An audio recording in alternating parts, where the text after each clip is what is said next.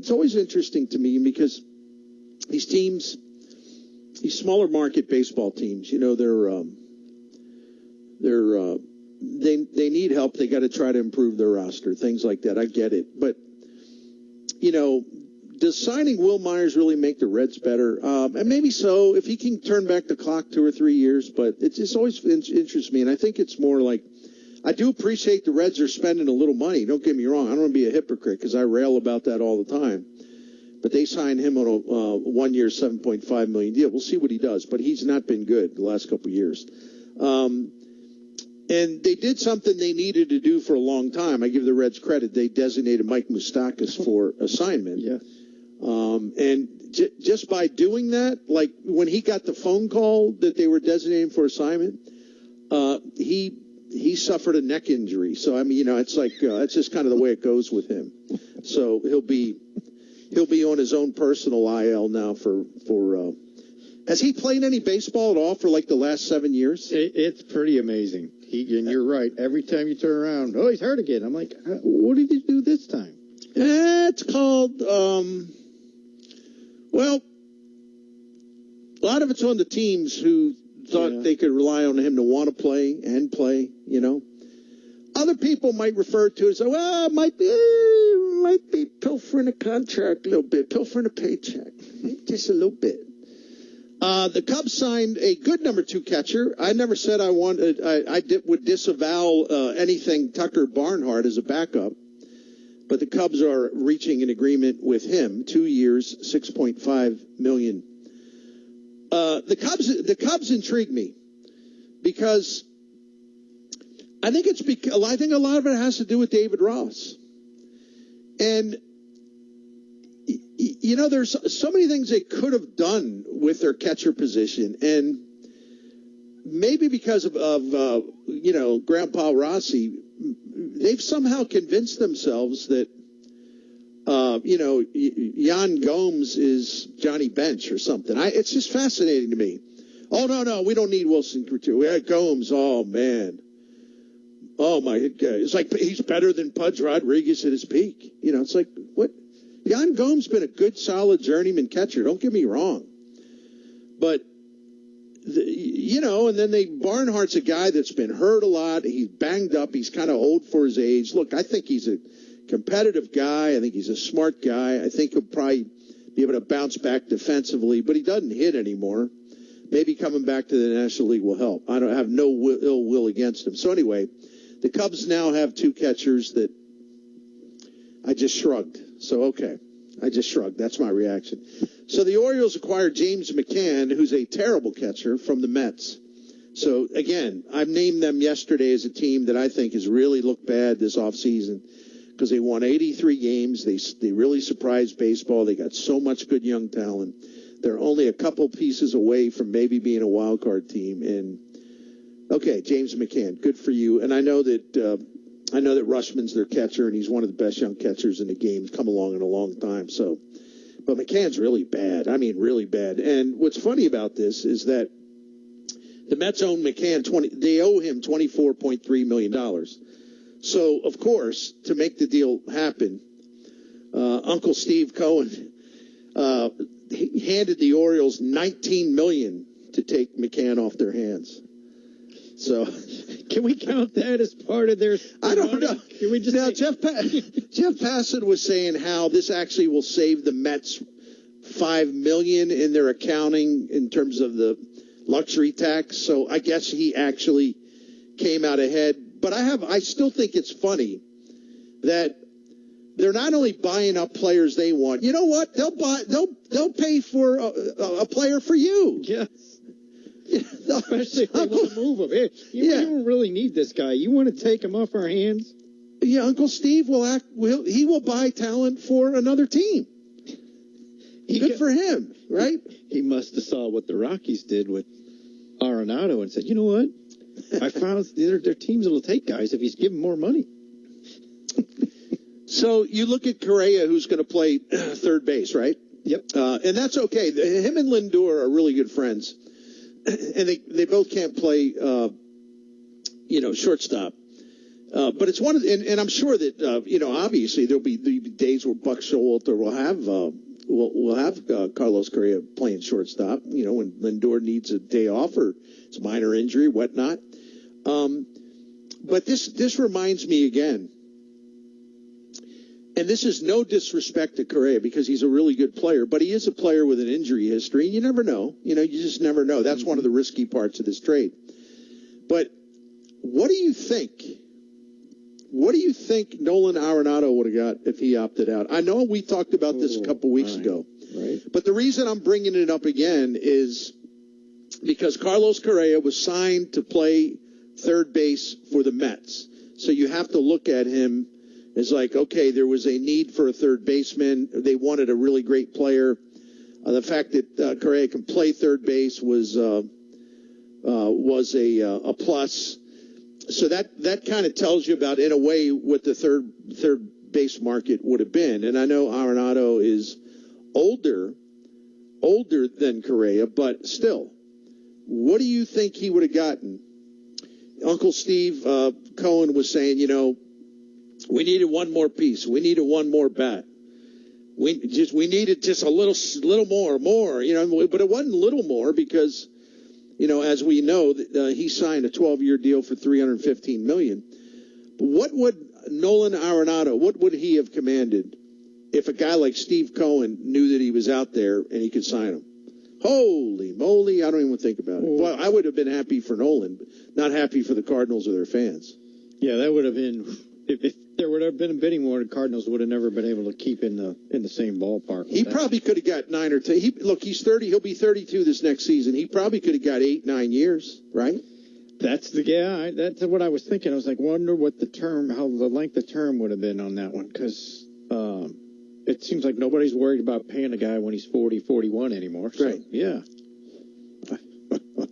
Wow. So the annual average value for Correa was $26 million. And listen, Arenado's doing just fine, but it's pretty amazing that they were able to keep him, and he didn't opt out, nor did he demand that the contract be reopened and say, well, look, if you do this, if you give me this much more, you extend it a couple years, you have my word, I will sign.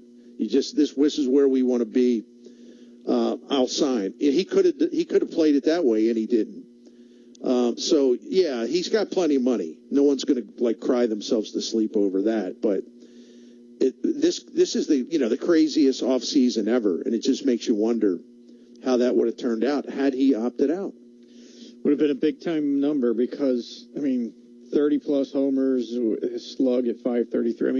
He was right behind Paul Goldschmidt. We know how good Paul Goldschmidt season was. It's MVP. He was right behind that in terms of how solid it was. So, and then you throw in that defense that he's better than the other guys that are playing those positions right now. That's got to be paid for too. A big time number.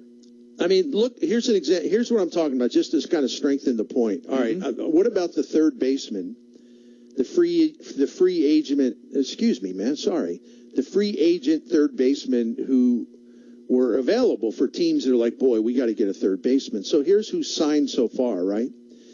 So Brandon Drury gets a 2-year deal worth $8.5 million a year. The Angels signed him. So 2 years, basically an average of $8.5 million.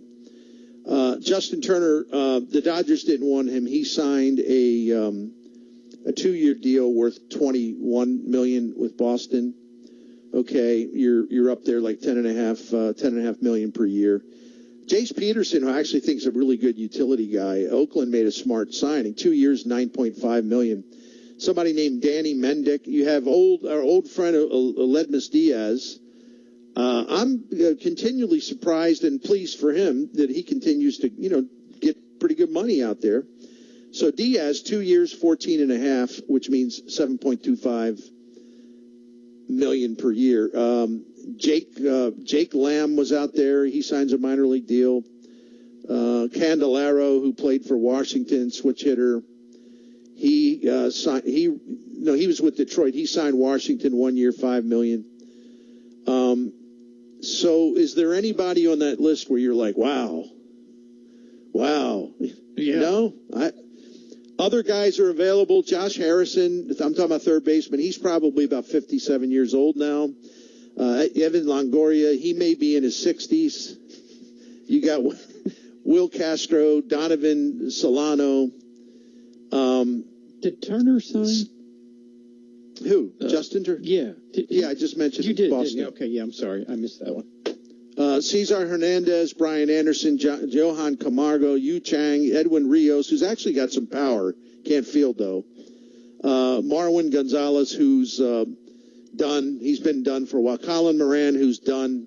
Chad Pinder, Matt Duffy, Harold Castro, Hanser Alberto, Charlie Culberson, Jonathan Villar. There's some other guys who, they're not necessarily all them primary third basemen. They're more like utility guys. Mm-hmm. So that's the market. What I just told you, the guys that have signed and the guys that are waiting, that is the market that awaited Nolan Arenado had he opted out. He would have been the only third baseman who, how do we put this, who's a truly elite player on a Hall of Fame track, maybe the best defensive third baseman of all time. Brooks Robinson says it, that's good enough for me. And someone who hits you 30, 32, 33, 34 home runs. He's still got plenty of good years left. You know, he's won more platinum gloves, I think, than anybody. Certainly a non-catcher. And he's won the Gold Glove every single year he's played. I mean, are you kidding me? 30-plus homers, 100-plus RBIs, and a Gold Glove every single year? And a great guy, too. Great team guy. What would have been his competition on that market? Justin Turner? Yeah.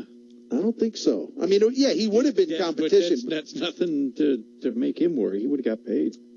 Brandon Drury? I mean, Justin Turner's 38. Right. Wow. Cardinals dodged the bullet again, didn't they? Yeah, because it's not like there was 4 or 5 really good third basemen waiting for the bidding to begin. There was nothing. This was one of the most barren spots on the free agent list this year, right? It's amazing that was overlooked. Or again, it maybe just goes back to he's happy where he's at, which I think it is, and that's just there's something to be said. When you're happy, stick where you're at. It's not always greener on the other side of the plate. Yeah, and that has a lot to do with it, and I commend him. But I just, in this day and age, it makes it even more remarkable that, you know, a guy, even though, a baseball player, even though he likes it at a spot, he knows he's got a good situation. I mean, and by the way, I wouldn't criticize anybody who does, if they got a chance to reopen their contract, even if they really love the team they're playing on. I would never fault a guy for taking a look just to see who's going to be calling. But no, the fact that listen, and Arenado's not a dummy. Like, I'm sure his agent told him. I'm sure he knew what was out there in terms of a third base market, and he knew what the possibilities could be. And he certainly knew that he could have gotten more money. So for him to not be persuaded or dissuaded from staying with the Cardinals, I'm with you, man. I really respect and admire the guy. Still, as you just gave me all those names, it even makes me go, wow, dude, did you? And I'm glad he's here, but I almost want to go, did you really look at this? Did you really need to reevaluate your situation? Do you know how much you passed up? But good for him. I wonder if any of his teammates are teasing him. Good-naturedly. Oh, yeah. You turned down more money for all this? Well, he's happy. That's good. I'm glad that he's happy because I really enjoy watching him play each and every night. I mean, that's the beauty of watching a guy like that. Every night he's doing something, Bernie, you go, wow, that's pretty impressive. I tell you what a little birdie told me. I'll pass it along because this is interesting, but if you think about it, it really makes a lot of sense, too. Mm-hmm. One of the things John Mozeliak assured Nolan Arenado was that the team wants to maintain or extend its relationship with Paul Goldschmidt. They have become now. I don't want to exaggerate and say for sure like, oh, they're best friends now, but they're really close. I mean, they really love being teammates, and there is a mutual admiration society there. These guys are just like, the two of us, and, we're both wired the same way. We believe in the same things. We both like to lead in a certain way, but leading together, it's really powerful. It can be really impactful. We can shape the identity of the team and get these young guys on the right track and all that. And Nolan Arenado, if you just kind of, I invite all of you to just kind of do this for 30 seconds or whatever. If you think about all the times during the season, because Arenado's much more outgoing in terms of speaking than Goldschmidt. Goldschmidt's a really swell guy, don't get me wrong. But he's not one to doesn't want to give a lot of interviews. He doesn't speak up or speak out very often. He's kind of bland, but that's all right, man. That's who he is. Don't try to be something you're not. Arenado actually put it out there. But how many times did we see an interview on TV, hear an interview on radio, read a story where Arenado is quoted just gushing about Paul Goldschmidt and how much he loves playing with him? So Goldie's got 2 more years. And unless there's an injury that proves to be calamitous and maybe even changes his mind about how much longer he wants to play. But if Goldschmidt continues to be a really good player, he maybe level off some over the next couple years.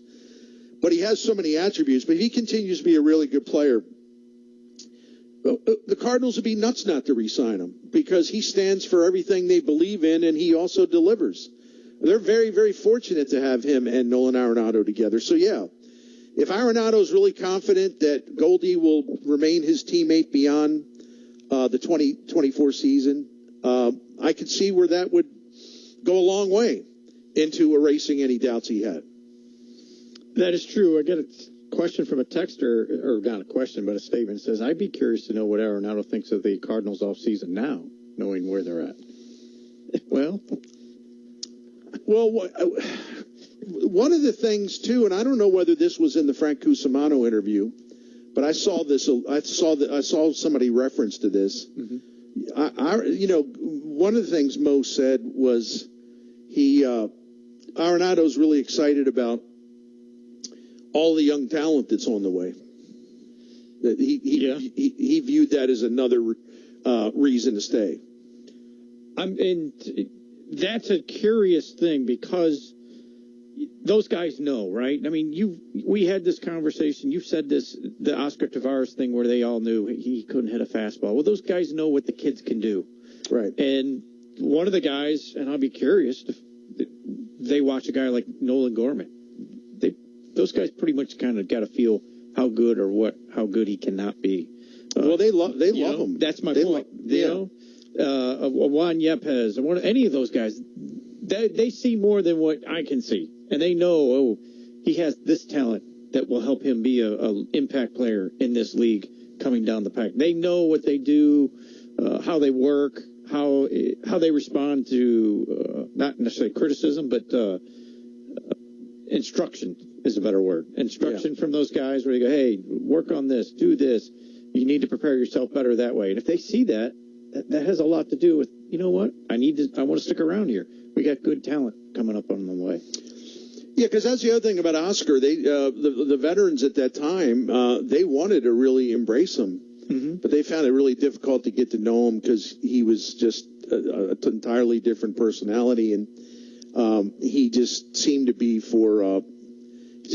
really happy-go-lucky and, just didn't really seem like he wanted to put a lot of time in, extra work and all that, and that was concerning.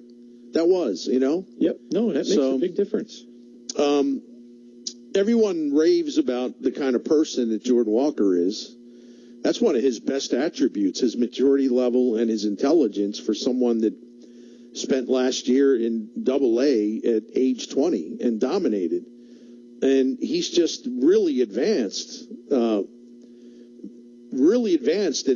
it isn't just that, what can he do with the bat? I mean, just advanced in the way he approaches the game. You think he'd been in the majors for 7 or 8 years. And Mason Wynn's the same type of young guy. And Mason Wynn ain't going to be here as fast as Walker. But Mason Wynn is another one that the Cardinals veteran players are really well aware of him, and they've seen him. And they know he's serious about wanting to be great. And he's going to put the work in. The fact that him and Walker are best friends, Walker and Wynn, that's a pretty cool thing, too. It really is. I mean, can you imagine that? Like if Walker and Wynn are who the Cardinals thought they are, and I think a lot of people are outside the Cardinals organization. I'm talking about scouts, other teams. Really, there may be some doubts about Wynn, exactly how high a level he can go. No one's saying, "Oh, he's not that good." They're just reluctant to endorse this thought that, "Oh, this guy's going to be a great shortstop." They're just holding back, and that's okay. I think that's smart, actually. But can you imagine you still have Arenado and Goldie working as teammates, and then these two young guys are teammates too on the Cardinals? Can you imagine the chemistry you have? And all four of them basically have the same approach. That despite their difference in age, despite their differences in background, it's just, when you think about it, it's pretty exciting. Because you talk about the Cardinal way and the team culture in learning baseball, improving at baseball. How do you instruct? How do you teach? How are the older players supposed to lead the younger players? Man, you got two ideal guys to do it, and now you're going to have two in terms of how they're wired, their personality, their temperament, their competitiveness, their hunger for knowledge, their determination to get better. You know, Walker and Wynn are wired just along the same lines as a Goldie and Arenado. They come from that same outlook on baseball. To me, that's really exciting. Looking forward to that. Another text here says if Mo points out he's going to give Edman a shot at shortstop, Donovan gets to play every day. That could also be part of the conversation he had with Arenado on pointing out, hey, we're going to give our guys a chance to play and not just go out and sign a bunch of people and not give other guys a chance. I think he would have assumed that, but would Arenado really would have told that would require me to believe that if Mo said, we're really going to make, I can't promise anything, but we're going to go all out to try to sign Trey Turner, let's say, or Correa, let's say. Mm-hmm. But Arenado was going to say what? He was going to say, Mo, I wouldn't do that. I don't think he would have said that. Right? Yeah, one more from the text line. Bernie, do you think Nolan Arenado was happy with the pitching help that's been acquired this offseason? Probably not, but a lot of it maybe, you know what I think that comes down to? What he was led to believe what to expect. And if Mo gave him strong reasons to believe that they were going to go get that pitcher, then he would be very disappointed. But I'm pretty sure Mo told him, look, we have all these prospects. If we need a top of the rotation type guy, we're going to go after it at the trade deadline. Now, we can all scoff at that because unless you do it, it's just talk. But I got to believe that conversation took place. I would hope so. Yeah. Yeah. One more off the text line since we're kind of in a text mode here. Oh, I like it. I love it. And by the way, thanks to all of you for your text messages. It really changes the pace for me. It gives me stuff to think about. I really, really love the text messages, so thank you. I've got a couple that are off baseball topic, but this is a good one here. Bernie, wanted to say I had Saliga install a new air conditioner for me this summer based on your recommendation, and they were awesome, he said. They are. They really, truly are. I mean, listen, man, I know they pay the station to advertise on the show. I know all that. But my experience with Saliga transcends that. I mean, if they didn't spend a dime on our station, I'd call them. I mean, they're that good. That doesn't change. I also know the type of people that work there, first rate. So thank you. I appreciate that very much. Another one here. This is a football question. Bernie, how much do you think T.Y. Hilton will help the Cowboys? I'm excited to see what he has to offer. I don't know what he has left, and I would like to give you a great answer, but I feel like I'm way behind the times on that, so I'm sorry to disappoint you. I just don't know what he has left. But he's a really smart guy. He hasn't lost his instincts. I got to think his hands are still as good and reliable. what's his speed? Has he lost any speed? And I'm sure out there, maybe I'll look during the break. I'm sure there's been some stuff written about the speed factor and his viability. No, I thought it was a really intriguing signing. I'm there with you. I don't have any judgment because, like you said, you got to see I don't know what's left. Those guys we find over time, when they lose it, it's gone, and we like to milk out a little bit more, and sometimes there's nothing there to get. That's right. That's absolutely right. So. Hey, I know there's another thing about the Cardinals I want to talk about later, because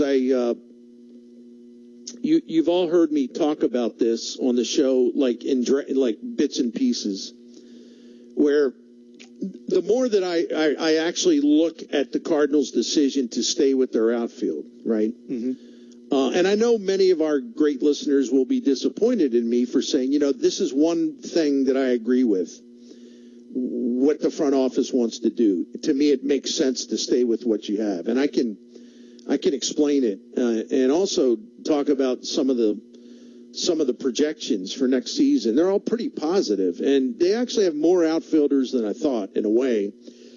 And let me just throw one thing out there, because I was really kind of happy to find this. I wasn't looking for it, but I found it, because it's basically, okay, well, they weren't going to get Aaron Judge. That was a non-starter, and he wanted to go back to New York anyway. They weren't going to get Brandon Nimmo because he wanted to stay with the Mets, and Uncle Steve certainly was happy to pay him $168 million to do that. And so in terms of free agent outfielders, the next best outfielder available, according to wins above replacement, was Andrew Benintendi. And I know that locally I can't estimate how many people, but I do know this. I've heard, a lot of people talk about him, and I've had, comments directed to me, I think he'd be a really good fit. Okay, I'm not going to make fun of anybody for saying that, because Benintendi at times has been a really good player. So I'm being totally professional and polite about this. I'll just tell you this. So we don't like the guys we have. So it's like, well, let's go get Andrew Benintendi. No, it doesn't matter now anyway, because he's a White Sox and they gave him $75 million. If you look at Benintendi's last two seasons, and you look at O'Neill's last two seasons, Carlson's, and even Nootbaar's, O'Neill's got 7 wins above replacement. Carlson's got 5. Benintendi's got 4.5. Nootbaar only has 3.3, but he hadn't played as much because he didn't come to the big leagues until last year and did not have anything close to a full season. And even this year, he didn't play a lot until, right around July. But if you prorate Nootbaar's performance in the majors so far, you prorate it over 162 games, and then you do an average of the 2 seasons, his average wins above replacement would be 3.2. Over the last 2 years, Benintendi has averaged, I think something like 2.8. And that's prorating his. That's the reason why his number's higher than it was when I told you, it was like 4.5 the last 2 years. But if you actually prorate it, it's a little higher because he's getting credit for games played that he actually didn't play. So on a per-game basis, Nootbaar's been a better player than Benintendi the last couple years. Now, pardon my sarcasm on this, but I got to have some fun. So it's like, well, what about the injuries, Bernie? You're not talking about the injuries. O'Neill, Carlson, what about those injuries? Benintendi missed 33 days last season. He's been out since 2020. He has missed 100 days of baseball. Not exactly Cal Jr., is he? No. So I wanted to bring that to your attention because, and listen, I apply it to myself because I kept saying, well, certainly they can do better. Yeah, they can do better if Aaron Judge had called and said, I really want to play there. Or Brandon Nimmo said, no, I want to go out to St. Louis and play because, that's a pitcher's park. So I don't really, I want to go down there and flatten my offensive numbers out. So then you look at the free agents who were out there. There just wasn't much. Benintendi, if you go by overall value, was the third best free agent outfielder. And he's not as good as what they have, and nor is he as durable at what they have. He's got his own pretty serious durability issues. So this is why that guy who always researches things instead of just running his mouth. Sometimes I run my mouth when I'm not fully researched and, done all my homework, and I get uncomfortable when I do that. But that's why I go digging in this stuff, just to see, okay, what's really there? What does this guy do? That would not have been an upgrade. And again, you can't say, well, injuries. Yeah, he gets hurt all the time. So it's not better than O'Neill or Carlson getting hurt. It's pretty much the same, maybe even worse. It's almost to the point where you go, well, bringing Corey Dickerson back would be the best thing you got out there. I don't even know if they need that guy. I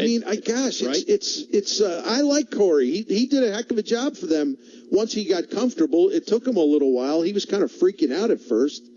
But if you look at the outfielders that figure to be a part of what they're going to do next year, you have O'Neill, you have Carlson, you got Nootbaar, you're going to have Jordan Walker, you're going to have Juan Yepes, who's going to start some games in the corner, and Brendan Donovan can play the outfield.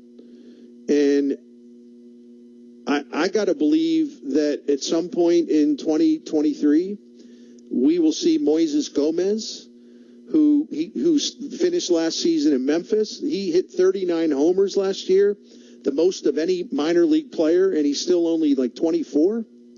He strikes out a lot. He's got to work on some things, but this guy's got mad power, and the Cardinals thought of enough of him to, promote him to AAA to give him a chance to turn heads even more, and he did. This dude hit a home run of like every 11 at bats this past season, and I know it's the minors, but you either have mad power or you don't, right? Yeah. Instincts with O'Neill and Carlson, and I'll share some stuff about that later. You hope your instincts about Nootbaar are right. I think they're right, because all you got to do is look at his hard hit rate, and all you got to do is look at the way this guy walks and how little on a relative basis he strikes out. And he hits the ball about as hard as anybody, and he's good defensively, and he can run like crazy. That doesn't shout fluke to me, But yeah, does he have things to prove? Yeah, because any young player's got to prove that he can sustain what's there, But if you look at it from a reasonable term, we're talking free agent outfielders. The options weren't as numerous as they appeared, and you were out of play for a few of those guys, and Benintendi would have been next on the list, and he's not an upgrade over what you already have. So can't disagree with that. Yeah. I guess some people can say I'm wrong, but factually I'm not wrong. So I don't know what to tell you, my friends. We just want to spend money, Bertie. That's all. Well, I do too, actually. In fact, I was thinking about putting together one of those Christmas gift list things. Which is that's like a lazy device for sports writers and maybe even broadcasters.